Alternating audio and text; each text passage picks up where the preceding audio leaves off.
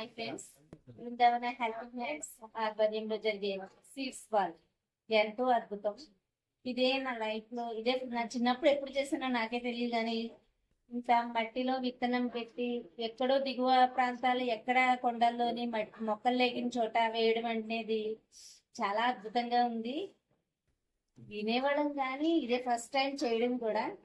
ప్రకృతితో అనుసంధానం అనేది నేను మొక్కలు నాటాను కానీ ఇలా మట్టిలో బాల్స్ చేయడం అంటే ఫస్ట్ టైం, కానీ చాలా అద్భుతంగా ఉంది. ప్రొద్దుటి నుంచి ఎంజాయ్ చేస్తున్నా. ఎంతో ఎక్సైట్మెంట్ అనమాట.